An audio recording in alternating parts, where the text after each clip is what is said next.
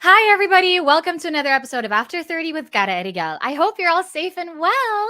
So, I'm really excited to have another amazing guest on the podcast today.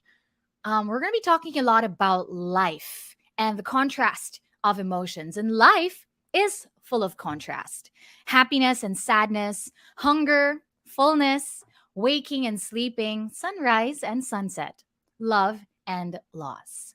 It is the contrast between negative and positive that helps us experience the joys of love, connection, gratitude, excitement, and all other emotions we feel. But we don't like feeling anxious, angry, afraid, or sad. Most of us resist these feelings or even try to numb them out. But contrasting emotions are inevitable. What if you embraced contrast? What if you allowed yourself to go through all sorts of emotions, from joy to sorrow? What if you knew that the way to live a deeper, fuller, richer life is to live with love and loss fully and experience and see it in gratitude colored glasses? Today, we talk about love and loss, the importance of learning to deal with contrasting emotions with stage 4 cancer thriver, life doula, grief coach, and end of life doula.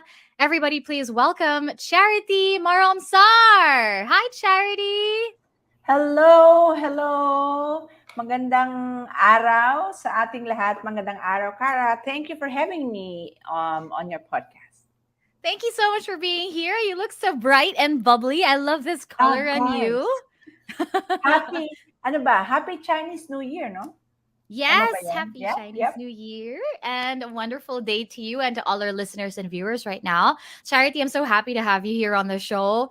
Thank you for bringing so much light into this space, and I'm excited to have this Thank you. conversation with you. Thank you.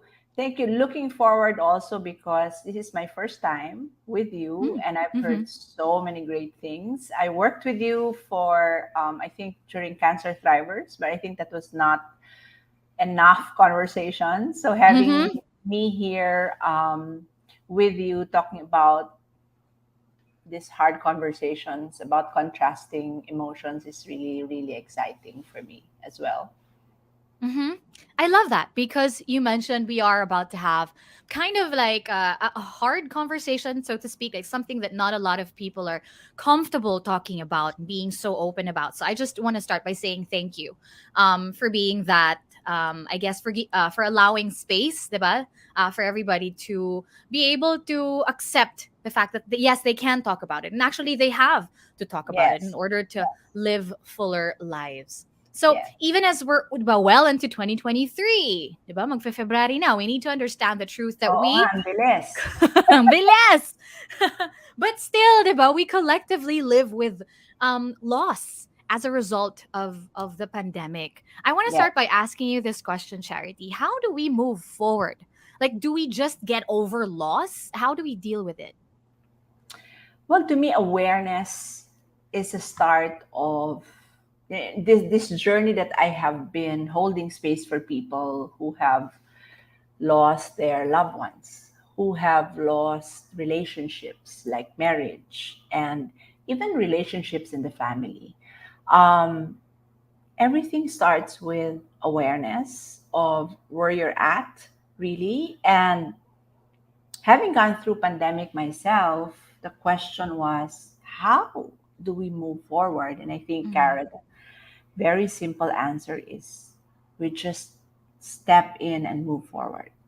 Pick up whatever pieces we have left, um, and pick up the good. I always say this: pick up the good, pick out whatever good that came out of whatever loss you went through. Now we're mm-hmm, talking about pandemic. It's been what, almost 3 years, and I don't mm-hmm, think all of us even grieved um, mm, with that loss of normalcy that we experienced the past 2 years. I mean, loss of normalcy because our lives literally turned upside down, right? Can't yeah. go out. Social connections were had to pivot and evolve in certain ways, right? Mm-hmm, All of a sudden, all these platforms to be able to connect socially through the digital platform has just really boomed during the pandemic. So, Mm-hmm. how do we move forward? We just pick up whatever we have left and really show up one day at a time. That sounds so simple. The way you answered it, no, just pick up whatever good you got from it, and then just show up one day at a time. You know, we hear that a lot, especially diba, when you break up with someone or when diba, when there's loss. Always just take Yeah. it one day at a time. It sounds so simple, but actually it's really hard because that Yes. means every day, like one day at a time. Okay, pero at the back end of it, diba, if ikaw yung nag-experience one day at a time means I need to do the work every day. Yes. It means I Yes. need to keep reminding myself Yes. every day that okay, today I'm gonna face today. I'm gonna be grateful. Diba? I'm going to get the good, not leave the bad, but go through the bad. Diba? Yes. And Yes. Exactly. you said that a lot of us weren't able to grieve. That's a very big word, Mhm. diba? To say about because tama kaya, diba? There's TikTok and all these social media platforms that came about when during the pandemic, especially during the lockdown, and you feel like parang on the surface, it's like oh everybody's being able to connect. Even if we're worlds apart, ganyan. Now Yeah. via TikTok and social media, we're still able to connect even if we're not physically together. But it also put a barrier somehow, 'di ba, sa connection natin and our ability to grieve.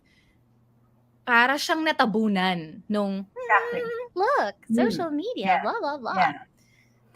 I love what you said. I want to pick it up from there. You use the word natabunan. And that's really our Mhm, default a lot of times. We tinatabunan natin yung pagdadalamhati. Yan, yung the grieving part. Lalo na sa pandemic. Natabunan mhm. siya because we were all in survival mode, right? And Yes. that's no different when one goes through loss, right? Mhm, Especially, say for example, typically sa mag-asawa, if one goes on and passed on to the next life, the surviving spouse um, will have to be in a survival mode. So mhm, a lot of times, 90% of the time, they we all try to like sweep things under the rug. I don't want to deal with this pain. I will cry later because I need right. to be a mother, right? Or I need to Yes. be a father, or I need to be the now the new head of the family that my parents passed on, because a lot of people that we know, it's not been like nakakagulat that both mom and dad or father and mother passed away. We've heard so Mm-mm. many of that. So when we are in also in the grieving stage, we also put on our survival mode, right? Yeah. So, just keep sweeping those emotions under the rug, right? Mhm, And I guess that's what this hard conversation is all about. And I love how you beautifully put your theme today. Living through contradicting emotions, like um, can you really feel joyful when you're grieving? And the mm. short answer is yes. Grief and joy can coexist, right? It's really just how society has somehow molded all these things that when you're grieving, you cannot laugh. No. Mm, When mhm, you're grieving and when you've even experienced loss, you still allow yourself, give yourself permission to smile once in a while, because that will take you through the tough times, right? So honor whatever emotion that comes in your way every single day. And mhm, really, what you said was very important. Is that a decision we have to do every day? Yes, that's a decision, that's a choice we make mhm, every single day, to allow things or to numb ourselves. No? So, again, contrasting emotions, allowing and numbing ourselves to all these feelings. mhm. That's oof. There were a lot of ang daming faces nung the way you explained it, diba? Because we see that a lot. And that's why it's a never-ending cycle, I guess, in families who go through loss. Yeah, Most times none of them really are able to grieve or to go through it because, for example, diba, a family loses a father, the mother now has to up naka-armor na siya bigla. And the children sees that. They grow up with that, diba? They see their mother the mother probably thinks, "Oh, I can't my children can't see me crying. They can't see me weak because I am the only one na sinasandalan nila ngayon." So now the kids see that, right? Oh, my yeah, mom, number one, they can see it as, oh, my mom's not even grieving. What? Number two, oh, I have to be like that too. When, exactly. diba, when there's grief, oh, I have to be strong. So, ulit lang siya. And now we're raising generations of people who have never dealt with or don't know how to deal with grief. And it leaves Exactly. an imprint, diba? In our loss and grief leaves an imprint in our soul and our body. It manifests in so many different ways, diba? Physically, mentally. Now, what are the most, I'm curious, because you are a coach, right? And this is what you talk about all the time. What are the most common undetectable manifestations of grief and loss that you've experienced in your life or your coachees so far? I want to start by saying there is truly an anatomy of grief. No, I mean physically, um, because, and I don't want to go technical or medical on this, but our brain, which stores a lot of our memories, um, that is very active when you're grieving, right? And of course, your heart, your emotions. So these are the two areas where people normally take it for granted. And so, what are the physical manifestations? I get my clients asking me, Char, can I talk to you? And this is what I refer to, Kara, as rescue calls. No, beyond our sessions, they can text me and talk to me. And if I'm available immediately, I pick up the phone and call them. And what are these manifestations? They go, Char, I think I need to go to the ER. I said, what are you feeling? I think I'm having a heart attack. Literally, that's a term they use. I'm having this indescribable pain in my heart. And I am so sure it's a heart attack, right? Mm-hmm. And I will just tell them, you have someone with you at home, right? Mm-hmm. And, I would have them, okay, have that someone hold your hand, walk back and forth in whatever space you have, and take some deep breathing. And then after those deep breathing, they'd start saying, okay, so it's easing up. So, what am I saying? The physical manifestations are shortness of breath. You feel like you can't breathe, right? You feel like sometimes you're in a panic room where everything is just caving in. What else? Unexplained diarrheas. I go to the bathroom so often, Yes. right? And you think, Yes. I ate something. That is Mm-mm. part of your grieving process. Mm. The ability to think Yeah. totally immobilizes. Grief, a lot of times, totally immobilizes us. And so Mm-hmm. when you just find yourself like staring at, like I have a client who called me and says, I've been staring at my um, air fryer for like 20 minutes. I don't even Mm-hmm. know which buttons to push. Again, that we refer to that as parang brain fog. You Right. things you normally are able to do automatically, parang you're unable to do it. Yeah. And of course, one of the strongest is not wanting.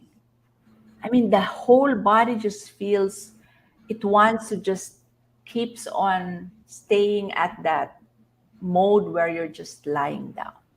Mm-hmm. Those are manifestations of grief that we normally take for granted. Whew. That's so true, no? And it's not just, of course, my what's this? There's a spectrum, diba? Long, long, long spectrum ng grief. It can be um when you move from what when you lose something, you feel like you've lost your footing. Kumbaga, you move from one place to another, and it's harder. For example, I'm talking about myself here. you you move from one place to another, and you feel like you're just immobilized. You can't move, you can't think, you can't do anything, and on the outside people see you as, oh, ano ba, but why are you tamad? Or like, how why are you not, why are you just staying in? You just moved here. Come on, go explore again. But it's yun eh. While you were talking about it, I was just, oh my gosh, that was grief. I was grieving, not because, and yun pa nga eh, 'di ba? You're not even giving yourself space to grieve, or not even That's true. acknowledging it. Man, that was grief pala. I was grieving, for me, what felt like a loss, because I did lose my Manila Cara. I felt Yeah, like, at least, 'di yeah, ba? I'd lost that side of me. To me now, it seemed like a past life. Oh, I'm not there anymore, and I was grieving that. There's that, and there's yeah, also on the end of the opposite end of the spectrum, which is life, diba? When you lose yeah. someone you love, ibang klaseng grief din yon.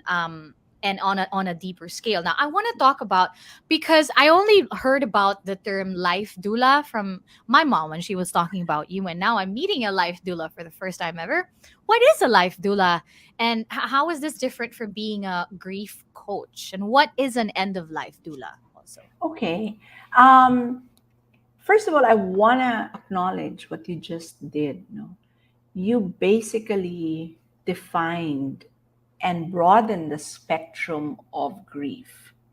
A lot of times, the grief that we know, the grief that we are all familiar with, is the loss of a loved one. When in fact, we all grieve when there are major shifts in our lives, like you uprooting yourself from Manila.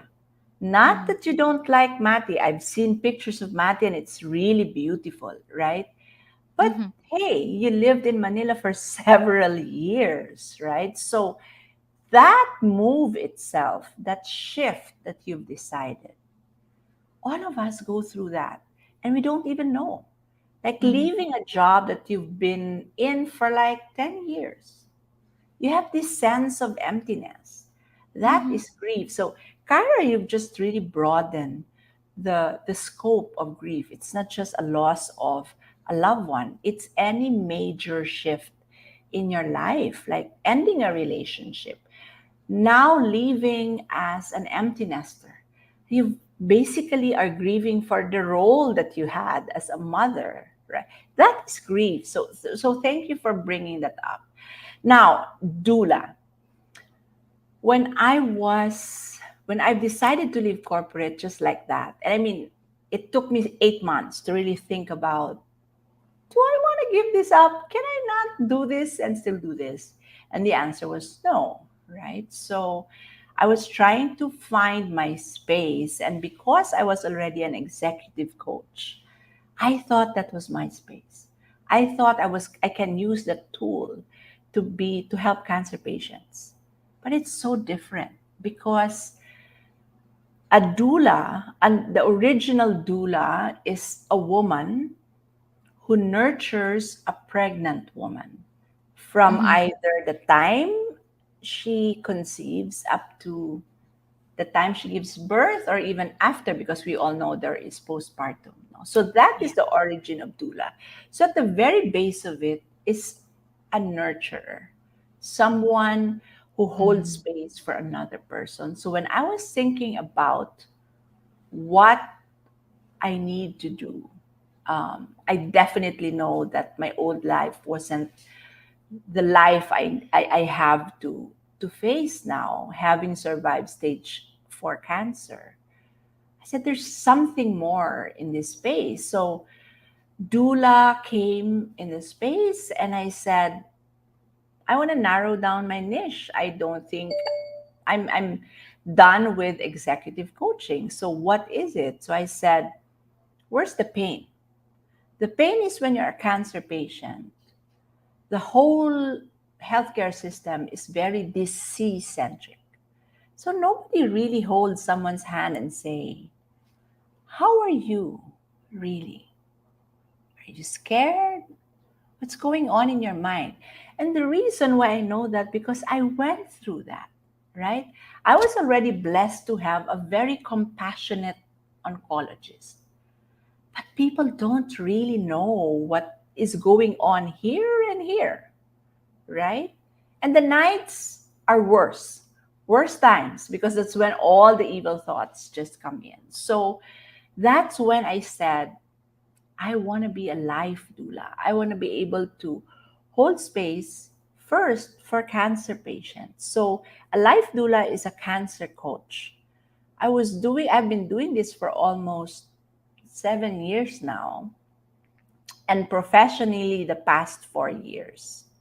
Mm-hmm. And I realized as a life doula, I just don't hold space for cancer patients, because even the family, they Yes. also need help.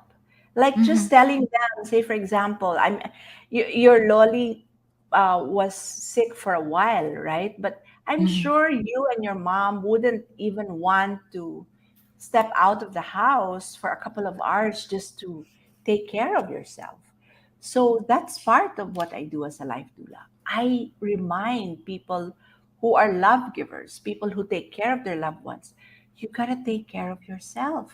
You have to physically leave the house and just walk and breathe some air, because it's unsustainable. So that Mm-hmm. is part of what I do as a life doula or a cancer coach. I hold space for both the patient and the family, right? Um, I want to answer that question immediately in terms of what is an end of life doula. Kara, Mm-hmm. when you're diagnosed with cancer, there's a fork road. You can choose left or right. One will take you to a road where you will get healed. Mm-hmm. Unfortunately, there's another side of that fork road where you will not get healed. So, an end of life doula like me comes in, A, to be able to help prepare the patient accept that he or she's running out of time. After all, it's not every day, Kara, that you are told, I'm really sorry, can't do anything about your cancer anymore. You've run out of treatment options. So we are now shifting you to palliative care. Mm-hmm. That's when an end of life doula comes in and explain the whole palliative care spectrum, right? And Mm-hmm. really, at the end of the day, if you want to be able to ask me, what's the very bottom of this when you're an end of life doula? I have two words for you: hope and prepare. We want to make sure that the person, I don't want to call it patient, the Mm-hmm. person does not lose hope. And it doesn't mean that it's um, being overly optimistic. Mm-hmm. Just that being hopeful that things will be okay, whichever way it goes, that their families will be okay, that they will be okay. Mm-hmm. So, an end of life doula holds space for both the patient and the families to prepare that when the time comes, everyone's ready. Because a lot of times, 99% of the time, people do not want to talk about preparation for when Mm-hmm. we go. And that's actually an uphill climb for me as an end of life doula. So I teach them hope, to keep on hoping, and I help them to prepare for when the time comes. But in all of this, it's starting to shape differently for me, Kara. Mm-hmm. I really want to help people experience that end of life state in a happier, Yeah. more peaceful vibe. And it's not like I'm gonna cling on to life, and even if I spend all my millions, I'm gonna, just keep on pumping medicine in my body. Mm-mm. But the other choice is, so you've got 6 months. How do you want to spend it with family members? And so this is where I kind of introduced a lot of different things like, okay, we spend 7 days in people's wake. Why can't we spend everything that we do during the wake and do it when the person is alive? We do vigils, right? We go and spend a few hours here and there. In my end of life work, I try to front load that and talk to the family and say, okay, let's discuss his or her pain, picks during the night. During the day, do we want to schedule family members who want to sit with him or her? Does he have a list of friends you want to keep in touch with, whether virtually or physically face to face? And I went to Japan in October and witnessed a beautiful end of life um, time where the grandchildren would take turns playing. The other one was playing violin, the other one was playing flute. And this was a couple of days before the patient passed away. I mean, why can't we somehow plan for our end of lives that way? So that's what I do as an end of life doula. Making that small shifts and really curating the space of someone who's about to die and making it such a beautiful, warm experience. Because a lot of times, when people are about to die, they die alone. And to me, that is, I think, one of the most painful things. When I lose someone and I ask, what time did this person pass away? What time did my client pass away? Oh, 11 p.m. Who was with her? Oh, ma'am, wala na. So she passed alone. Yes. And that's really one of my advocacies, Cara, to be able to somehow improve that end of life experience. And because death is such a monumental event, right? We cannot be in a state of doing when Mm-hmm. someone is actively dying. We have to be in the state of being with that person, whether it's holding the hand of that person who's going to pass away, Mm-hmm. singing, reading, doing things that you normally would do when he or she was still stronger, right? Just even being a quiet, assuring presence. Those are the things that I do as an end of life doula. I'm really preparing the family, even up to the extent of curating the physical space of the person who's about to die. Like put in a little bit more light, bring in some music, have the children come to the room. Don't shield the children from seeing this, right? Yeah. And being surrounded by family, I think, is one of the most beautiful send off that one would want to remember when they pass on. So that is my end of life doula work. And my grief coach is really holding space for people who have experienced loss, whether it's a loss of a loved one, a loss of a job, or someone who's going through anticipatory grief. Like, the marriage is not doing well, so it's almost dying. Mm-hmm. Hold space for me because I've decided to leave, but I'm already grieving. So we Mm-hmm. call it anticipatory grief. No. And the other kind of grief that I coach is what we call transition grief. What you went through, you transition from moving from Manila, Mm-hmm. you spent most of your life in Manila, to a beautiful place called Mat, right? Mm-hmm. People who are leaving jobs, people who are about to retire. Um, because they lose that sense of, who am I if I'm Yeah. not the head of this department anymore? Who am I if my kids have already left and are living their own lives? That's what I call the transitional grief, right? You're transitioning into a different role. So I Mm-hmm. also hold that space for people. So those are the, I would say, the three gifts I'd like to be able to be remembered, when my time comes, that I was able to do things that were not work. Um, to me, this is life work. And this is no, let me change that.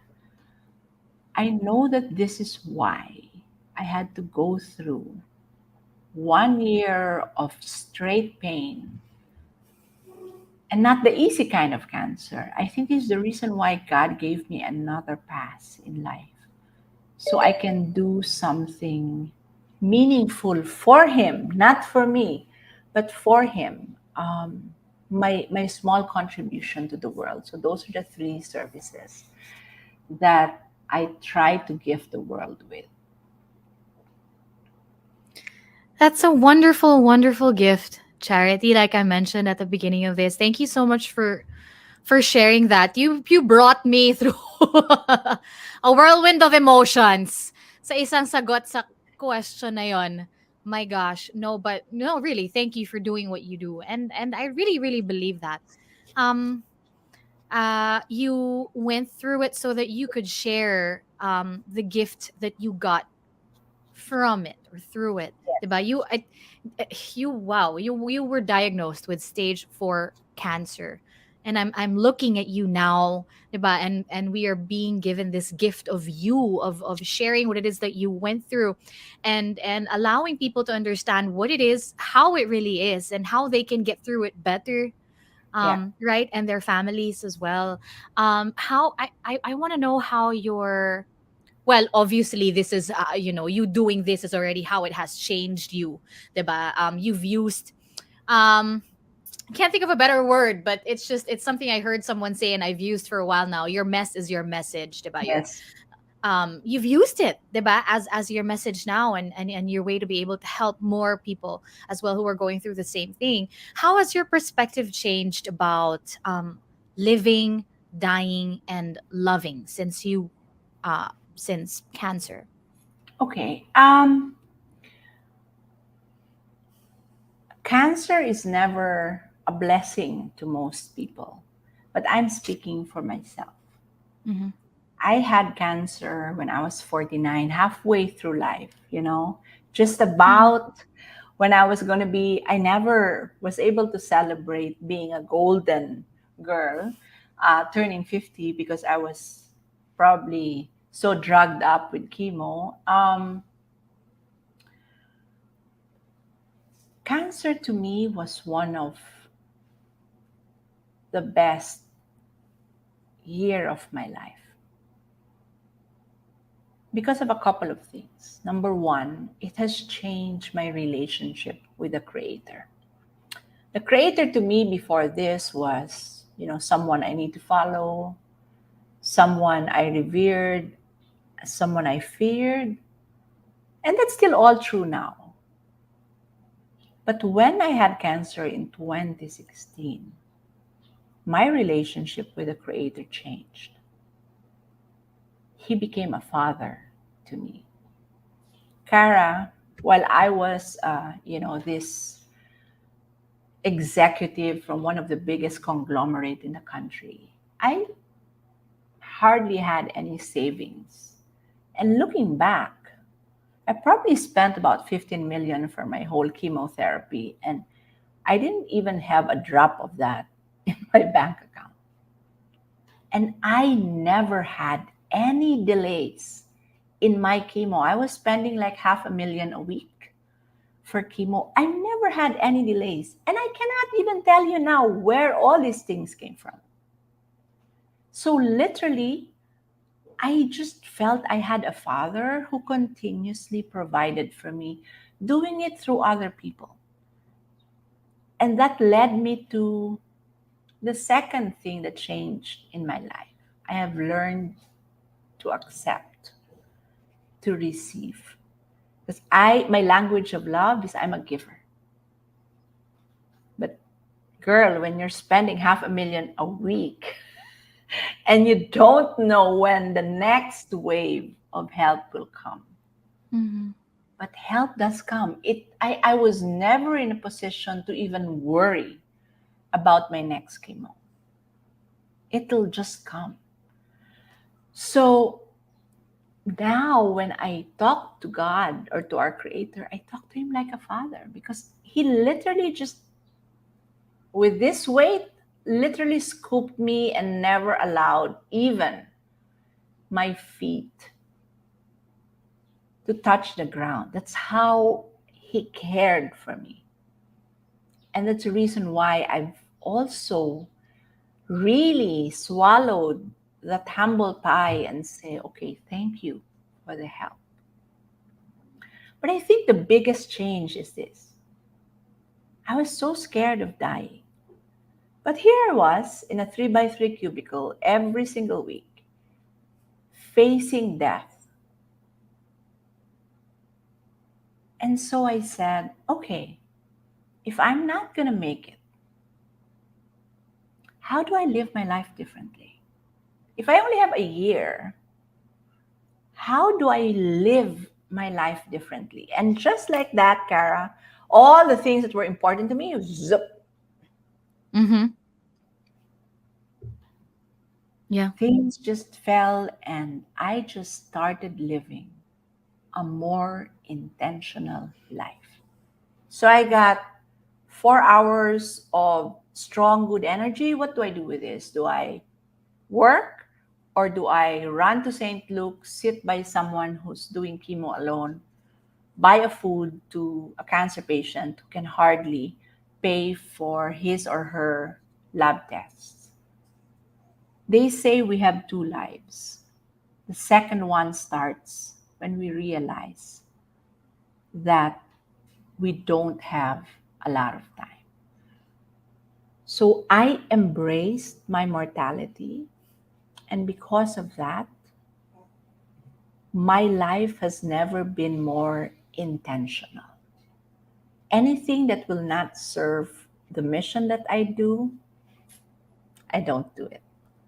Because I don't know. I mean, I'm doing all this work, but when God says, oops, it's your time, Mm-hmm. gotta go. So I need to constantly remind myself that life is lived intentionally. You don't just allow life to happen. So embracing dying for me was the first. And then I started living a more intentional life. And then I started loving differently. So these three things are probably the best outcome of my 2016 cancer journey. Being able to embrace that one day I will go. And because I have that in my line of sight and I don't know when it's going to happen, I need to live an intentional life. Something that my children can always say, my mom lived this way. And not just my children, but the other people who are struggling with the same disease, right? You can still live a full life even if you have cancer. Cancer becomes a schedule in your whole week. That was what my chemotherapy was to me. And everybody was like, yay, thank God it's Friday. I'm like, thank God I can't afford my chemo on a Friday. Mm-hmm. And that has really taught me to love life and to love every second of it. Like I used to keep nice stuff for special occasions. I don't anymore. Something, something, if I buy something special, I'll use it today because today is a special day. I Yeah. bought it on one of my trips and I said, when will I use it? I'll use it today. Today is a special day. So these are the shifts that happened to me Mm-hmm. um, after I was given another lease in life. Being able to live a full life, knowing that my mortality is just around the bend, and being to love fully. Thank you. Thank you for sharing that with us.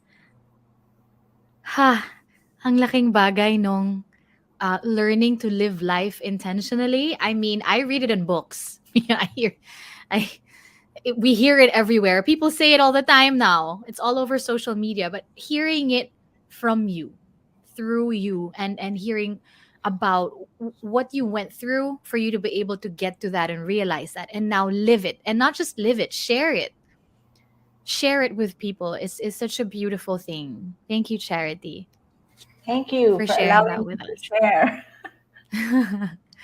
Ha. Okay. Nararamdaman ko yung ano, yung pagsikip ng dibdib na sinasabi mo kanina. But not in a bad way. Thank you. Thank you for that. Now, like I said, you've as you were talking and answering all these questions, you bring me and I'm sure our listeners through a lot of different emotions, right? And that is it. It's there's we live with contrasting emotions every single day. Most of us just are not able to or don't want to look at it that way or even face it, but we numb it down. But why is it so important for us to learn to live with contrasting emotions like love and loss? I think the answer is that life is all about contrasting emotions.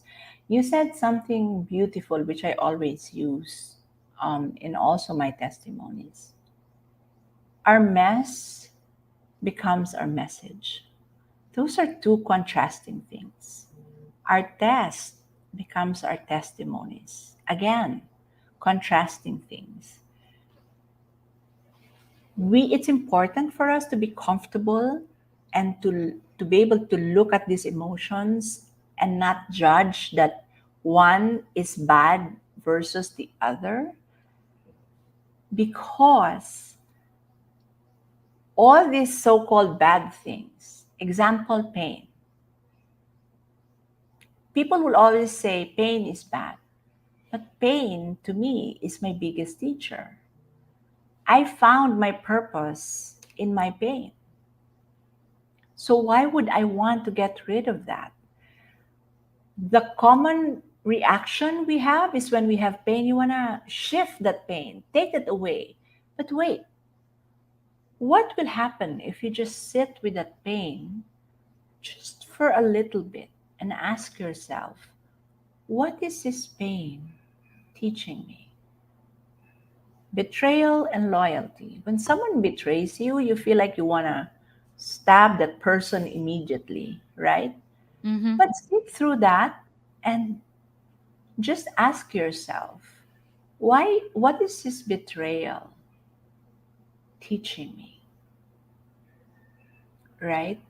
So all these contrasting emotions, after all, lead us to like better state when people get rejected from jobs, relationships. They think it's a bad thing.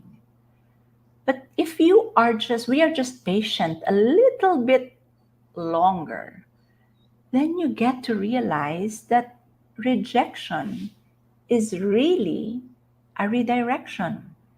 And then Mm-hmm. you say, oh my God, this is why I had to be rejected in this space and move to this. Now I think I'm in a better state.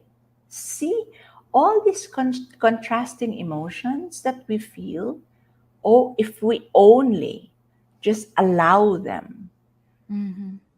in our space, honor them, acknowledge them, Mm-hmm. and just ask that question, what are you teaching me? What are you putting a spotlight on? Mm-hmm. Instead of, I want this to go away. Why is this happening to me? Kawawa, Yeah, grabe so why me? naman, di ba? Why Why me? me? Right? So, but you see, there's nothing to be fixed when this contrasting emotions show. Mm-hmm. Our tendency is to always fix, right? Like Yeah. grief. When you're the one grieving, you become everybody's happiness project. How can we make Kara happy? But wait, let the person go through that grief because it brings about a lot of valuable lessons. After all, the timing is never ours, right? Yeah. All we can do is really be patient and be present. to whoever is going through all these contrasting emotions. And that's the same advice we give to ourselves. Mm-hmm. When you're going through contrasting emotions, you have to be present with it and be patient, because definitely something good will come out of it. I love that. Also need to be kinder to yourself, 'di ba? Definitely. And be more compassionate. And I love how you were saying, 'di ba? There's always like you stop for a moment and you think, okay, what is the less what am I learning here about myself here? Why is this oh, and it's not, I like to look at it that way too. I learned it from another podcast episode I had. Things don't just happen to us, they happen for us. So they're happening because and also there's ano naman, we're not naman saying toxic positivity here, always look at the brighter side of things. That's complete opposite of what Charity is saying. She's saying, okay, you're going through this. This is happening for you. You're coming from a place of, okay, now so this is here now. What do I do with it? How do i how do i go through it, not get over it? I Yes. don't like that. I don't like the term, I'll get over it. No, you won't. You'll get through it. Because Yes. even as you were talking about we were talking about living and dying a while ago, and the first experience I've ever had of losing someone was my grandmother, my loli.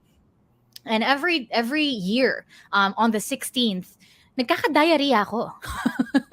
Ano ba, may masama lang ba talaga akong kinakain ng January 15? Hindi ko alam, but I think it's an imprint, on my body. Yeah.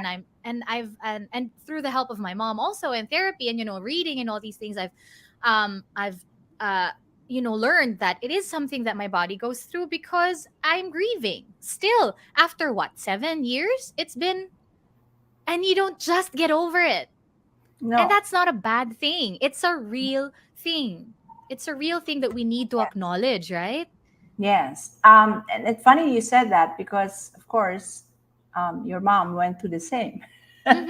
And the first thing I said was, that's still grief.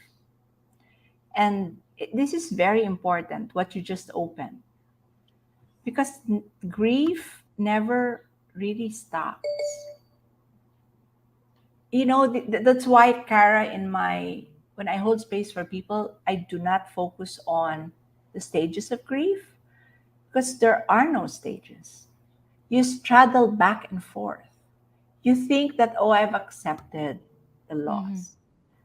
But 2 years into it, a song, a scent, a food, a place will Mm-hmm. trigger that grief, and it sets you right back as if it happened yesterday. Mm-hmm. So, all of these things, as you said, in life, there are no shortcuts, right? According to Father Jerry Orbos, because we are cansmates, I was diagnosed ahead of him. It was good because I was able to somehow also help support him. He said, one of the things I learned, kung may pinagdadaanan ka, the only thing you can do is dadaanan mo yon. That's the Tagalog of what you said, right? Yes. Uh-huh. You have to go through it. It's not like you can jump over it and you wake Yeah. up and you're already okay. There's Yeah. no even circling around it. Because when you do, it'll still come back. A couple of years after, it'll still, as they say, bite you and oops. Because such is life. Until we Mm-hmm. learn, this thing just keeps on coming back, right? A lot of people reach out to me when I put out the retreat, Living, Dying, and Loving. And one of the questions I distinctly remember was, why is it still painful? It's been 9 years Mm-hmm. since I lost my mom. Yet every single time I go through major things in life, I feel her loss as if it happened yesterday. That is grief. We never move on. But how can you move on? I mean, you love your loli so much. Remember, grief is another term for love. Mm-hmm. We grieve because we love. how can you move on? How would you even want to forget someone you love? So you don't move on. We move forward with them. Mhm. And you can say, grabe naman, Charity, grief doesn't end. It doesn't. Because the best metaphor I have for it is it's like an ocean. It ebbs and it flows, right? And we never really get over it. We just get Mhm. better at managing our grief, whatever phase FACE shows up 5 years down the road. I lost my dad. Probably I was going to cancer, and I think it's been 10 years. But the most painful part of my body, every time it happens, I miss my dad like I lost him the day before I was diagnosed with cancer. So it never really ends. You move through it, you move forward with it, you go through it. So Mhm. there's no there's no shortcut. Walang cheat Unfortunately, sheet. Wala. That yes, thank you for explaining it so beautifully in that way. It is true, right? And it's very important for us to remember that. And that is what we were saying at the beginning of the podcast, right? And what you said, you take it. How do you get over it? How do we get through it? You take it one day at a time. One day at a time.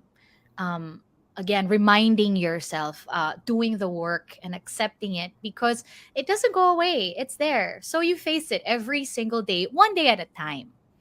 yep, And for our listeners who, of course, want to learn more about this, learn how to get through it, not over it. I know you're holding a weekend retreat in February called yes, Living, Dying, Loving. yes. Please tell us more about this. Who is this retreat for? Of course, invite our viewers and listeners to this retreat as well, please. I will give you the floor. Let's put this up. Um, we lost so many people during the pandemic, and we've never had the chance to grieve. This retreat is for you. If you are processing, if you are trying to re enter into a life, A, without that relationship anymore, or B, with the most painful kind of loss, which is you're facing 2023 minus that special someone in your life.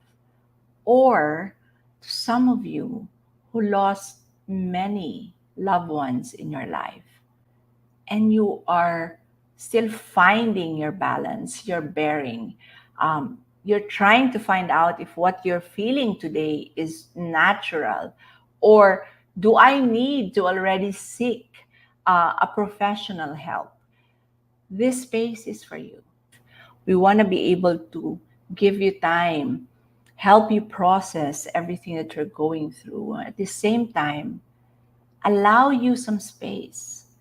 So you can find us, well, if you go to my Facebook account, it's lifedoula.ph. And on Instagram, it's the same, lifedoula.ph. All right. Thank you so much. Again, Living, Thank you, Dying, Kara. Loving. It's a weekend retreat on navigating life with love and loss, of course, facilitated by Charity. It's going to be Feb 25 to 26 at Anahaw Yes, Farm and Resort Lipa, Batangas. yes, Okay. All right, for our listeners, I will be posting this in the caption and some links also to charity socials. And also, if you wanna see all the details, we're flashing it on screen right now. Please head over to facebook.com slash Erigel to see the details right now. Okay, thank you so much, Charity. I'm so thank you, excited for Kara. that. So excited Yes, for the people who will be joining there as well, and who will be learning so much from you and going through this with you as well. Thank you for your time. Thank you thank for you for this having me. space. Thank you. Thank you for your energy again. Thank you so much for being here and for doing what you do. It's so important. Thank you What it so is that you much. do, and the message is it's vital, kumbaga, 'di ba, sa buhay Yes, natin, because we are all going this, 'di ba, death and taxes. It's going to happen. So the earlier actually that hindi lahat tayo dapat natututunan natin itong bagay na tinuturo mo, sinasabuhay natin to live life intentionally, diba? Live life with intention and be able to see the beauty and the grace that is being given to us, the gift, diba, of life as we're living it. Yes. And I would like to, this is how I close the podcast usually with my guests, and what better way to close it this way with you. Um, 'Di ba, fear and all these other anxiety and anger, all these feelings that we don't like, that we tend to numb out and we don't want to deal with, 'di ba, the other side of it, the contrasting emotions nga. I want to end this on a grateful note, 'di ba? Because on the opposite end naman of that spectrum, 'di ba, from lack is gratitude. Us being Yes. grateful for this moment, and I can feel so much gratitude, 'di ba, coming out of you. You are that energy. That is the energy I feel from you. And it's a high You. vibration. So let's please close this podcast with you shouting out to the universe and sharing with our listeners and viewers what it is that you're grateful for right now in this moment. Can be one thing, 10 things, up to you. Okay, I'm really grateful for being able to go through what I went through so I can come up with the gifts that I said I would do until the day I die. I'm grateful for that. I'm grateful for chances. Um, I'm grateful for chances because not every day we are given that chance. I'm also grateful for change. I am a different person after cancer. I think everyone is never the same after cancer. And I'm grateful to take more chances with the people that will trust me to be with them in their journey. And lastly, I'm grateful for the people who you do not see, but have constantly been my anchor the past months, trying to find my space, trying to sharpen what I am going to offer and what I continuously offer. So um, I'm grateful for all those C's: chances, changes, challenges. Those are the things I'm grateful for. I'm grateful for you. That at a very young age, you're still young. I'm older by 26, 26 years. I'm grateful that at a young age, you're able to somehow get a good grasp of what it is that you want to contribute to this world. So I hope there will be more use. And I hope that my daughter, who's right beside me, listening to us, will also be able to find that space. So grateful every day, grateful for even the people in my home that make sure that I can do this, and that the domestic stuff is still being attended to as I hold space for other people. And most importantly, I'm grateful for my body right now, that I'm able to do this. It's not the same, also. I have more days when I'm in pain because the medicines that I take to make sure cancer doesn't come back have side effects. But I'm grateful that I have constantly the energy to come up and show up one day at a time. So thank you, Farah. Thank you for this. I love that you end your podcast with a grateful note. How else can we increase the vibe, right?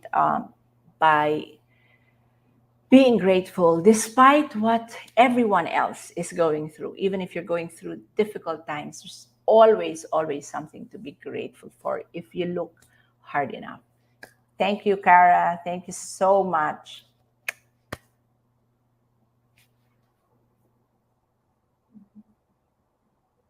I think we lost you. Oh, I'm on mute. Sorry.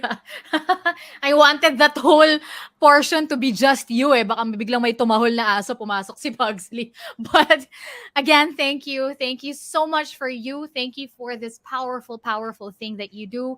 Again, if you guys want to check out the workshop, the charity will be having in February. That's Living, Dying, Loving. Again, head on to www.lifedoula.ph, as well as check her socials for updates. That's Instagram at lifedoula.ph and facebook.com/lifedoula.ph. Again, thank you so much, Charity. I look forward to having you back on the show.